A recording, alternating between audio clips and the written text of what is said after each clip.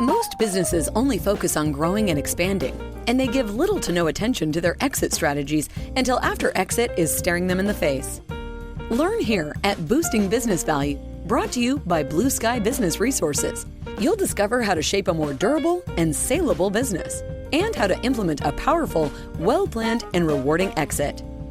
Join Dr. David Gruder and Jason Tuzinkewich as they deliver actionable tips for lower middle market company owners, executives, and their trusted advisors. Find out where your business currently stands, how you can meet your revenue objectives more reliably, and how to grow your venture to the next level, all with a smooth and fruitful exit in mind. Here are your hosts, Dr. David and Jason. Welcome back. In this episode, we will unpack what accountability is and what it isn't, and we'll talk about how to create a culture of positive and growth-oriented accountability. For those of you who are new to the podcast, I'm Jason Tuzinkewich, Chief Operations Officer for Blue Sky Business Resources, and with me is my trusty friend and colleague, Dr. David Gruder. He's Blue Sky's business lifecycle, exit planning, and post-acquisition psychologist. And with that mouthful, why don't you take it away, David? Okay, let's go from one mouthful to another, because I'm going to offer the best definition I have found so far about what accountability is. And it's one long run-on sentence. I want to warn all of you, and I'll unpack it bit by bit after I give you the sentence. So accountability is taking responsibility for the impacts that the choices I make about how I spend my life energy have on those to whom I've made commitments.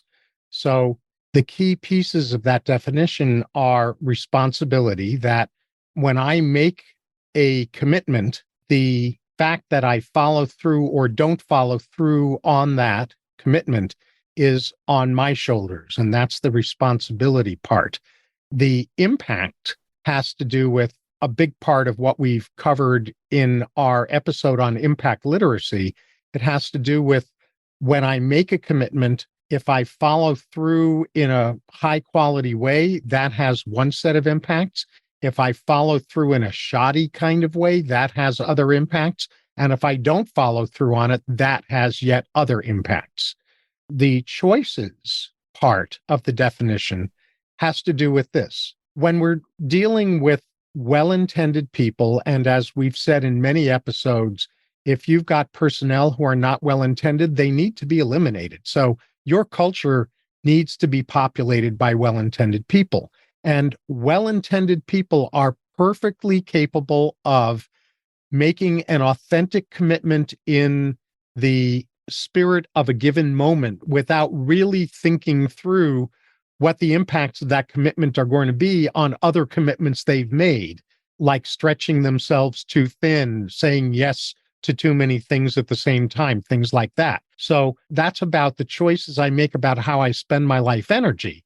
And then the commitments have to do with when I have made an accountability capable commitment and I follow through on that, it has, like I said before, impact. And if I don't, it has impact. Or if I do in a shoddy way, it has impact. So with that now unpacked, I'll state the long run-on sentence definition of accountability one last time, and then turn it over to you, Jason.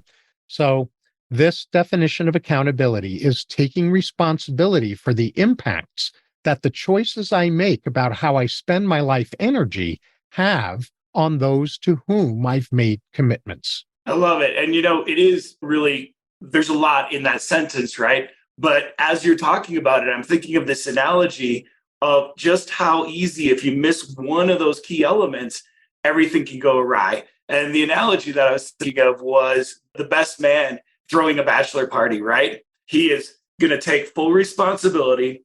He's going to commit his life energy to making this great event, and he's going to live very fully in those commitments. However, the choices that he's committing to may not be the best, and the impact is going to be a really rough wedding day, right? So, it's all of those pieces together are required. You can't have just taking responsibility without making good choices first. You can't make choices without understanding impact. So I love that sentence for just how inclusive it is and how imperative each of those elements are. And so I think that it's also important with such a emotionally charged word that we're talking about here, that we also take a minute to reflect on what accountability is not. And real accountability, the accountability that helps businesses thrive and helps individuals grow professionally and personally, is not shame. It is not blame. It's not a tool for coercion or a weapon of punishment. And it's not only something that comes up when the wheels fall off the wagon. Accountability is, the follow through. It's, it actually comes from an old French word that literally means willing to be called to account. And you've got to be willing to be called to account in the good times and the bad times. And when it goes wrong, to learn communally from it instead of to shame or blame or abuse the person who is accountable and had it go wrong. Beautiful. So, that we just talked a lot and, we've thrown a lot out there. So, let's kind of go back another step and start talking through these challenges and really try to explore the two biggest ways that accountability can fall apart as a positive functional tool. And I think that I just kind of beat this drum, but I want to go through it again. This negative perception about what accountability is and how it's employed. I'll never forget, I was leader in a business, and one of my team members came up to me as I was talking about creating accountable planning structure and a strategic plan where people had objectives that they were accountable for on a quarterly basis. And he came up to me after the meeting and he said, Jason, I want to ask you to remove that word from your lexicon because it's abusive. And I was floored. I didn't even know how to respond to him, but he was emotionally charged just by the fact that I want our team to be accountable. And we have to be able to overcome that to get past the negative connotations and get past our own history where accountability has been used against us in negative ways, to start to shed some light on what real accountability can bring and the positive value that it has. I can't emphasize that enough. And my way of soundbiting that is what's usually called accountability. It's abuse. Yep. An attempt to legitimize abuse. And so, that's really very important what you're saying, because unless people are willing to reevaluate what accountability really is, the needle isn't going to move. Let me just put it that way. And so connected with that is the second biggest challenge with accountability as a positive functional tool, which is that because of all of these misperceptions about accountability and misuses of, as you said, abuse masquerading as accountability, very, very few people have distilled the healthy version of accountability into practical step-by-step procedures that enable people to actually walk the talk of positive accountability. A lot of people don't even know there is such a thing as accountability as a growth mechanism rather than a weapon. Yeah. And, when you think about it, this is another one of those muscles that we want to build, right? Being accountable in a healthy way. And just like everything else that we talk about, when you start exercising, when you start stretching those muscles, you're going to trip and fall a few times, right? And so not only you can't be successful in actualizing accountability within yourself in a negatively accountable environment, because you'll end up being a doormat. And so, this is really tough, right? Because you can't just do it by yourself. Mm-hmm. Absolutely. So with our definition of accountability, I hope you're all seeing that a way of understanding what authentic accountability is not only not something to avoid, it is something to embrace.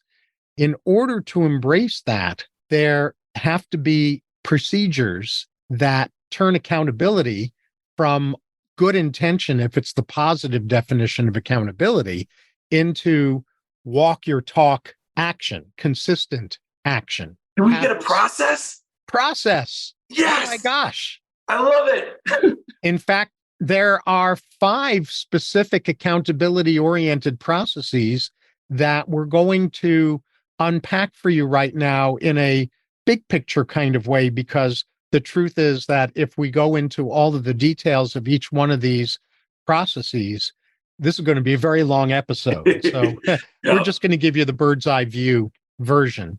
And the first of those is what we call accountability capable agreements or commitments. And what's meant by that is that when we have a discussion about who's going to do what and what commitments people are going to make, what people have been trained to do because of the misuses of accountability is that they've been trained to be vague.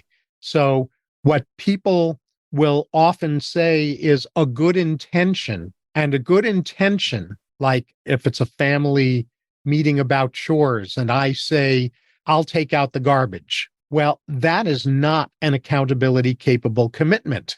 It is a good intention because there's no specificity to it. In order for a commitment or an agreement to be accountability capable, it's got to be very specific about behaviors, timelines, and standards. So, for instance, with the taking out the garbage example, since it's a very simple example to use in a brief episode like this, if I say I will empty all of the waste baskets in all of the common areas of the house no later than 10 p.m. every Tuesday night, and will then take the garbage and recycling bins down to the curb as soon as I have finished emptying all of those waste baskets. That is an accountability capable commitment because a fly on the wall can witness whether or not I've done those behaviors. And your anecdote totally sets me up perfectly for the next piece, which is best practices upgrades. Because what the doctor did there was he made a very good accountability statement, right? But I can take it from a different perspective and say, I really like what you're doing with taking out the trash. But I'd like to ask that we step up the game just one more layer and commit to relining the garbage cans when you come back in. And so, not only is it making those accountability capable agreements, but as a community, challenging each other to always lift their game. And this goes back to our conversation a while back about Kaizen and, always trying to look at the work that's being done, the commitments that are being made, and the impacts that are part of the outcome, and having an honest review of, was that best practice? Did we achieve the best possible outcomes that we were desiring based on the methodology that we used, or could we improve? That's a really crucial part of this because, let's face it, none of us are perfect. The Gruder is very, very close, but a lot of us are down at my level. So. I was going to say the other way around. A lot of us are down at my level and you're close. So, and it's really because of your focus and my focus on Kaizen and impact literacy and positive accountability, which is why we've done boosting business value episodes on Kaizen and on impact literacy and now on accountability. The thing that I will add about best practices upgrades is that process really can be used not only in service of Kaizen, but in service of elevating impact literacy. And it can be done in a way where it doesn't deteriorate into a piss and moan and complain session about what's wrong. And the short version of how to do that is a best practices upgrades conversation really has 2 very simple components to it and a third add-on. The first is what's going well and why does that matter? What impacts does what's going well have? That's part of impact literacy training, teaching people that when they do something positive, they have more positive impact than their programming may have taught them that they have.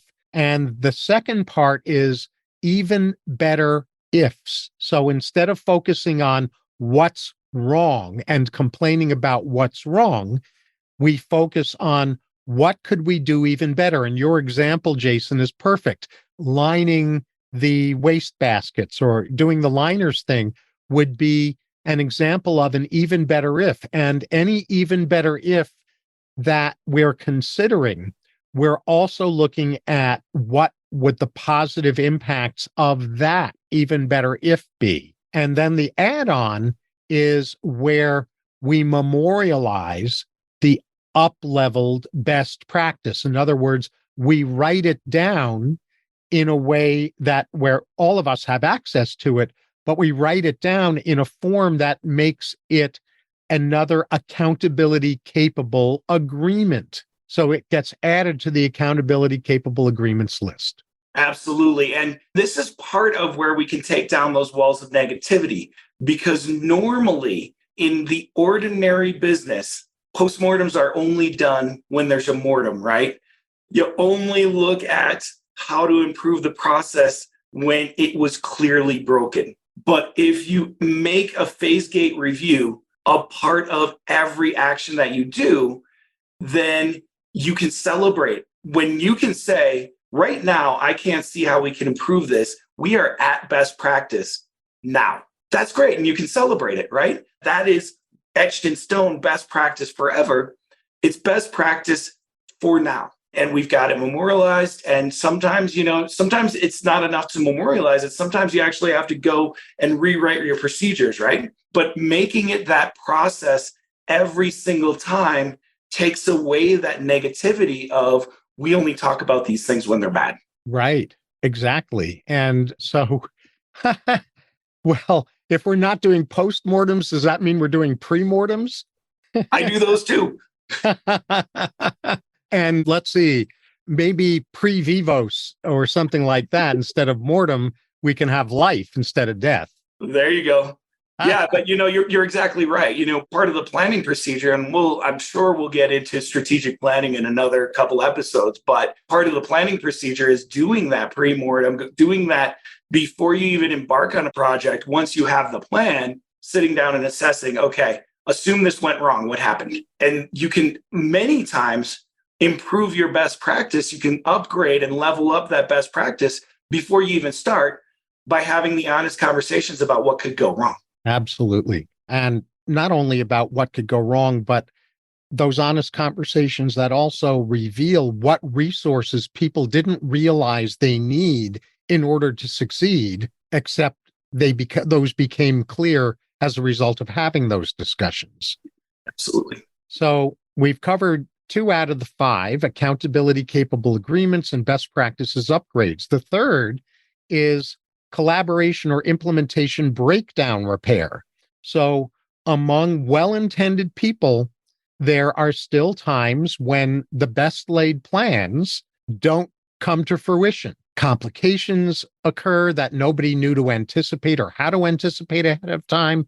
Somebody dropped the ball because something else became more important, and they didn't give people an immediate update on the situation that they were facing so that a new accountability capable agreement could be crafted in light of that unexpected situation. So when there are breakdowns, the first thing that's really important is, again, as I said before, when we're dealing with well-intended people, what we're not going to be doing is character assassination, because the breakdown was because of what I refer to as loving mistakes, a good intention and a mistaken expression of that intention.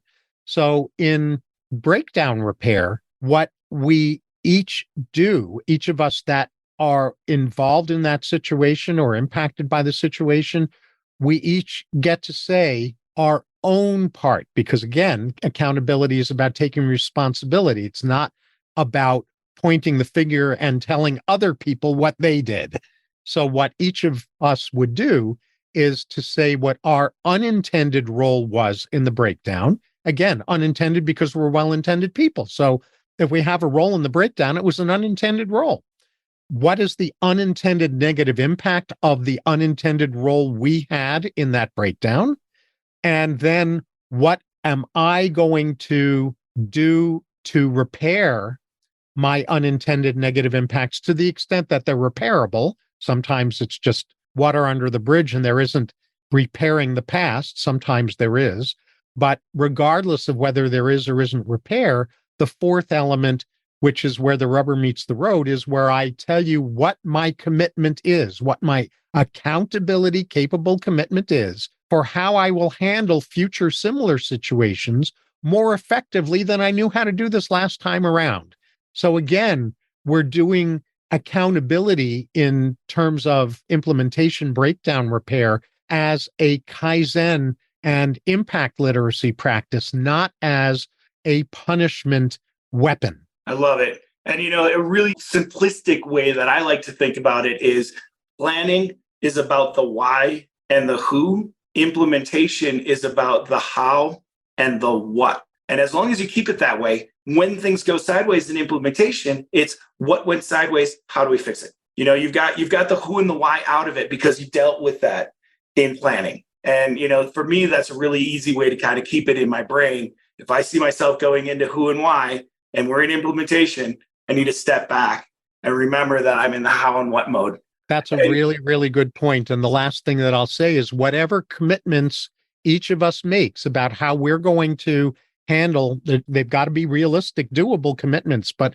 how we're going to handle future similar situations more effectively than we knew how to do this past time around, those become new, upgraded best practices, procedures. They become another set of accountability capable commitments that are memorialized, and as needed procedures documents are upgraded as well in response to that. So as I'm looking at this next solution, I've realized that we might have to change our title or our subtitle for this episode to Dr. Gruder and Jason Talk About Dirty Words, because I'm going to get into another one of those emotionally charged dirty words, and I'm going to say performance reviews. But we all know people dread performance reviews. Managers dread putting them together and taking the time to go through it. Employees dread receiving it because the way that performance reviews are typically run is garbage, right?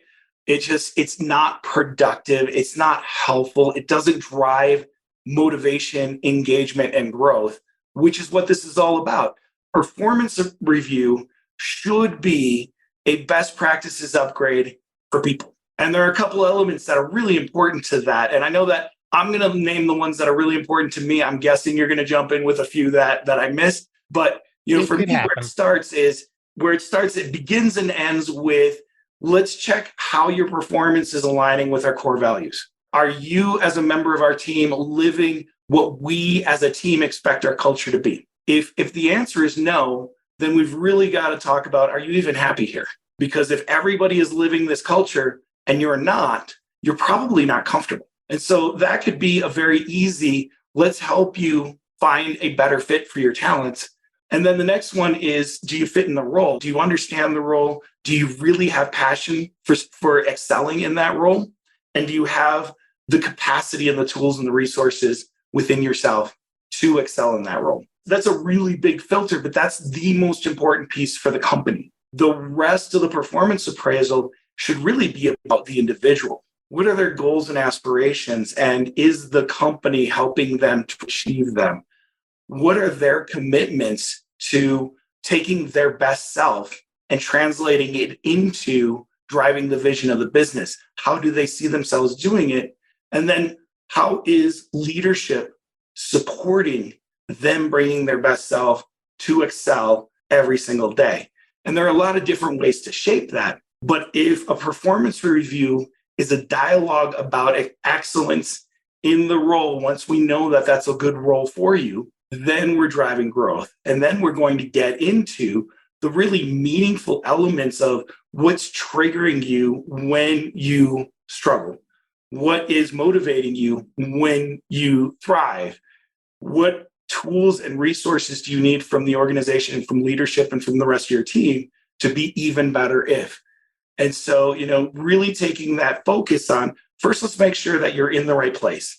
Once we know that, let's make sure that we're feeding you so that you thrive in this environment. And that kind of performance review is so much fun to have. And everybody walks away and energized and enthusiastic and clear in their vision of where they're headed and how they're going to get there. Beautifully, beautifully said.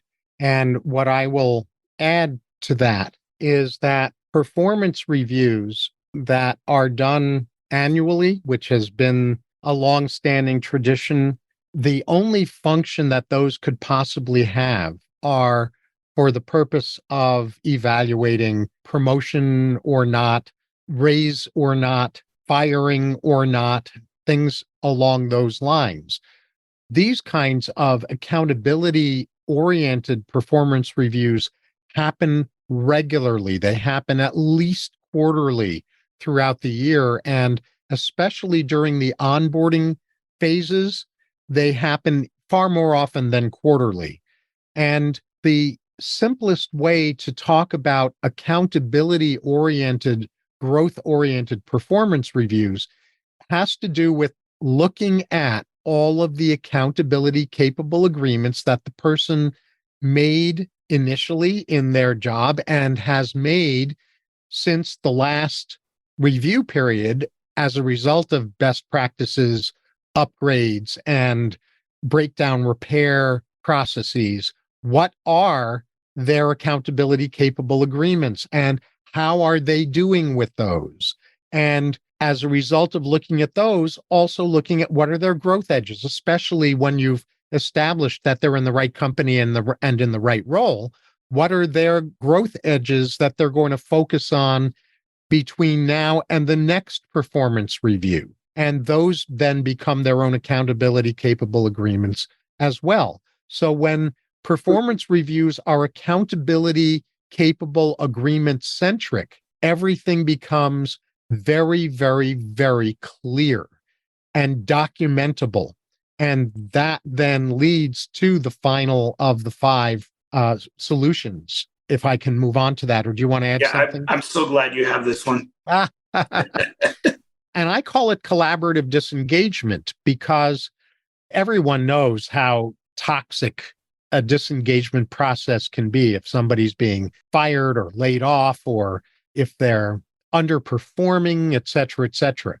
However, if you've done multiple performance reviews with someone and they are consistently not following through on their accountability capable agreements, they are knowing that themselves. And that's when you can look with them at a mismatch between their priorities and the company's culture. And the reason I'm wording it that way is that when disengagement becomes toxic, it's because character assassination and shaming is going on. Whereas when the discussion is about culture fit, there isn't anyone that's right and anyone that's wrong. Every employee has the perfect right to find a culture that matches their values. And if my company's culture doesn't match someone's values, that doesn't mean that I'm entitled to judge their values. It simply means that I'm entitled to point out the disconnect between their behaviors and their commitments and therefore the culture's values, so that they will disengage because they understand that they have been consistently out of accountability no matter how often and how much we've tried to bring them into accountability. Yeah, exactly. And it's not a shame thing, but if you're not in the right seat, you cannot thrive. And there's no judgment on that. If I'm not in the right seat, I will fail. And I have performed less than I'm capable of in many jobs in my past. And most of the time it was because I was in the wrong place. I didn't align with the values, or I didn't have the necessary toolkit to thrive in that position. And I couldn't pick it up fast enough to grow. And there's no shame in that. That's just, like you said, take the emotion out and be constructive and realistic about, if you're not thriving, you're probably not going to be happy. And why would you stay somewhere where you're happy? And on the organization side, having somebody who's not thriving and unhappy and not fitting in isn't going to help the organization either. So it's better to let everybody go to where they can excel. If you're the one who's in the role of deciding whether someone is going to be disengaged from the company, you're going to be doing that in collaboration with your counsel, with your company's attorney. And when you can bring to your company's attorney a very clear set of documentation around accountability capable commitments not followed through on and multiple attempts to help that person succeed with their accountability capable commitments, and those attempts have not yielded fruit, you're giving your corporate attorney the information they need in order to be able to bless the disengagement, knowing that the company is on solid legal ground. Yeah. And, the last thing I'm going to say about this is that when you're following all these pieces to the success roadmap for accountability, and when you're leading with impact, integrity, and all of those things, by the time it gets to having this conversation, and the reason that David can call it collaborative disengagement is because it's not a surprise. It's something that we mutually have already come to understand and agree to, instead of a one-sided shock and awe. We're going to lift the curtain and you thought you were getting raised, but surprise, you're fired. That as you improve the culture to be able to have accountable conversations, to be able to understand impact, all of those things feed into this ability to, instead of having a termination, you have this collaborative disengagement because you both understand it's better this way. Exactly. Well said. All right. Well, let's wrap this up. We've been talking for a while. You've been coughing. I'm getting scratchy. So we'll let our listeners off the hook. Let's finish up with some key takeaways from this episode. And for me, it's really the bimodal element of integrity. The fact that you have to internalize integrity for yourself. You have to understand what you can willingly be called to account for and what you can commit to and what the impacts of that are. But you also have to be in an environment that understands healthy integrity and can support the stumbling as you start to practice. We always talk about all of these self-actualization and good cultural and leadership elements. They're things that can be learned in practice. But when you first start practicing, you're going to make mistakes. If you are in an environment where you're trying to actualize healthy accountability and the rest of the culture around you has the abusive perception of accountability, you will become a doormat. And that's not good for anybody. So for me, the big takeaway is that it's bimodal. You have to have a community that will foster it, as well as the willingness and ability to internalize it. Mm-hmm. Well said. And the second takeaway is that positive accountability is integrity in action. It converts integrity from a good intention into specific procedures and behaviors. Support accountability. When you're supporting healthy accountability, what you're doing is you're using accountability as a motivation and growth path instead of as a punishment and manipulation method. I love that. I love it. And the last piece, you save this for me because you know where my heart is. There is a methodology to this. This can be systematized and put into a specific step-by-step measurable process. And you can practice this as a team and grow together. Yes. Well said, indeed. So with that covered, on behalf of Jason Tuzinkewich and myself, we thank you for listening to this episode, and we invite you to click on the subscribe button so you can be notified immediately when we release future episodes. And we also look forward to reading your thoughts and questions and topic suggestions and other requests in the comments section at the bottom of each episode's page. All episode pages are available through blueskyadvisors.net/podcast. And lastly, we want to invite you to take advantage of Blue Sky's free surveys for gauging your business health more accurately.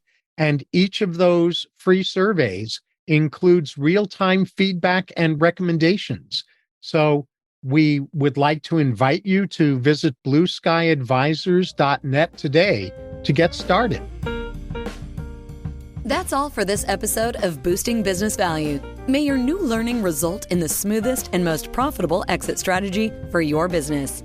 With the right knowledge and guidance, the sky's the limit to what you can do. Do not miss an episode by subscribing to the show. And if you want to learn where your business currently stands, we also have free key opportunity assessments. Find all of them at blueskyadvisors.net/podcast. Thank you for joining us. See you on the next one.